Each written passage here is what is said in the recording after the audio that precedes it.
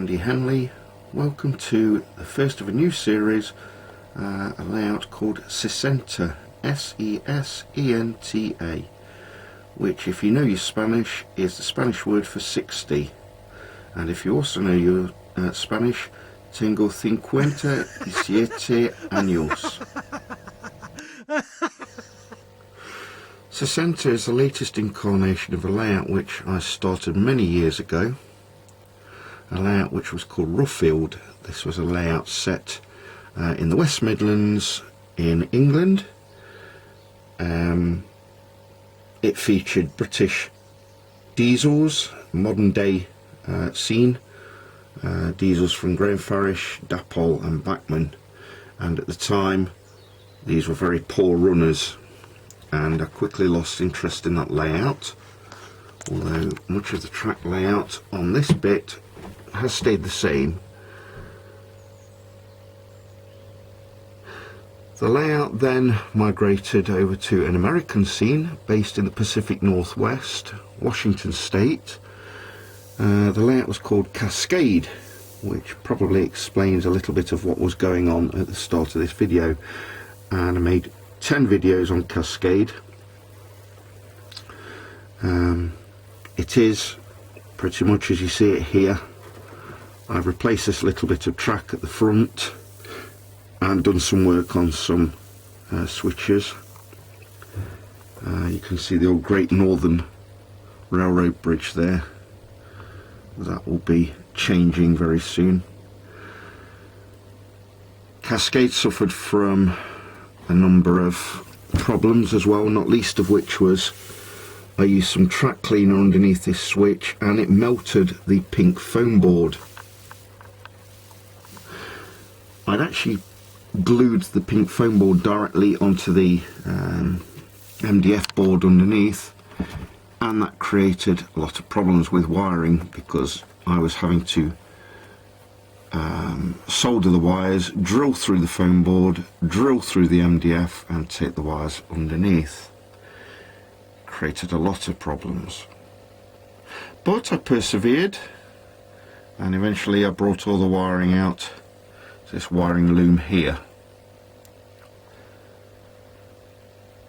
But the layout still didn't run well.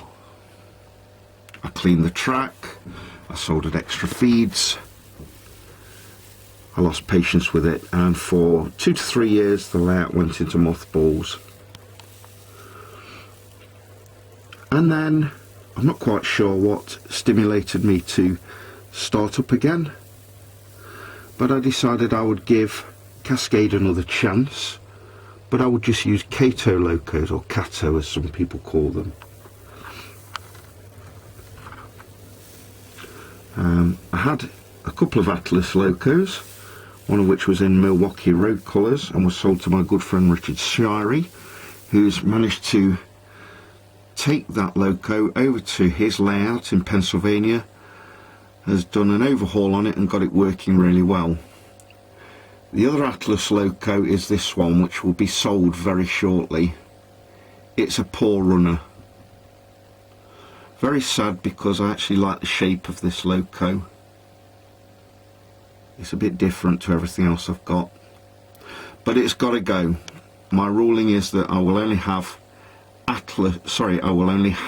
Kato locos on the layout, with the exception of this one, which is an Athen F45, which I'm keeping for sentimental reasons. This loco has actually been in Jim Hediger's house, the late Jim Hediger, when I visited his layout in Wisconsin in 2017. So this one is staying. Everything else is Kato. So when I decided I would resurrect this layout, I thought, okay,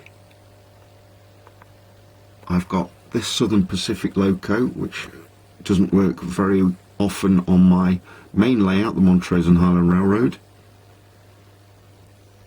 and I've got this loco here, which again doesn't operate very often on the layout. And then I thought, hey, what the heck, let's change companies, let's change states. So Sesenta is going to be based in California, somewhere between Barstow and Hesperia. So all this greenery you see here is going to have to be changed. It's going to take on a more desert-like appearance, pretty much similar to the backdrop there.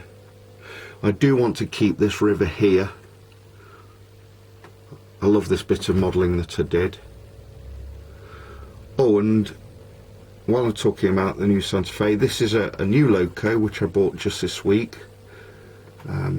Unlike the other Santa Fe loco, which is an SD40, this is an SD40-2 and has lots of nice features on it, not least of which is the aircon units on the roof. And the 5014 has roof mounted headlights. This one has nose mounted headlights. Anyway, enough of my blathering. You've got the idea of what Sesenta is all about. Let's take a look at this train coming into the yard.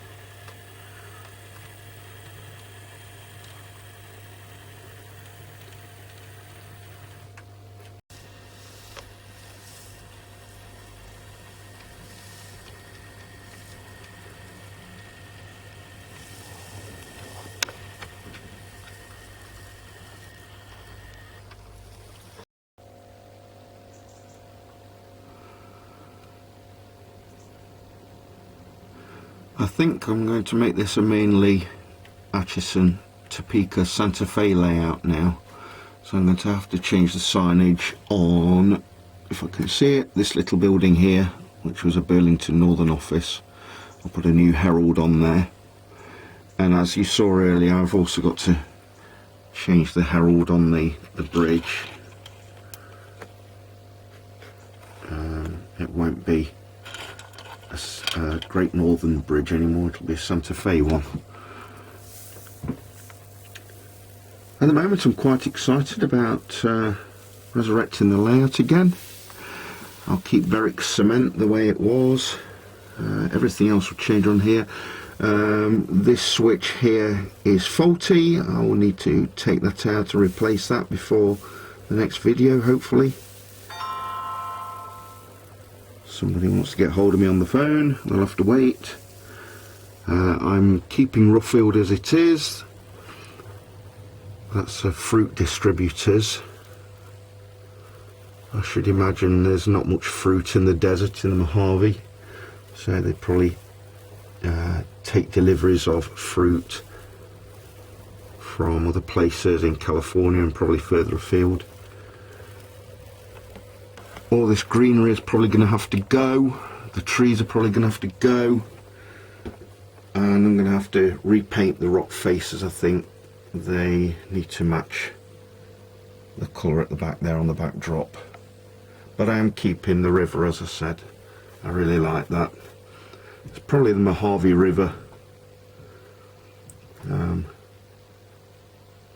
Although it's the desert, obviously this section of the Mojave seems to be doing quite well. Looks like it's quite deep, and it's got waves on it, so it can't be doing too badly. And then just one hidden thing from Cascade, which I'm going to keep as well, which you usually don't see, is down the back of here. There's a waterfall coming out of the mountain as well. So it's just a hidden extra which you don't always get to see. Anyway, that's it for now.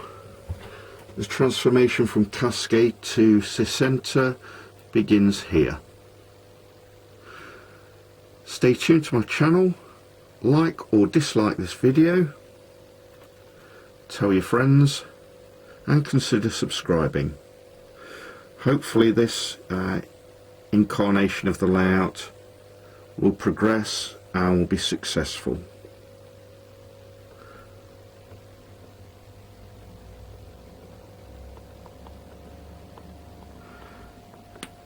Thanks for watching.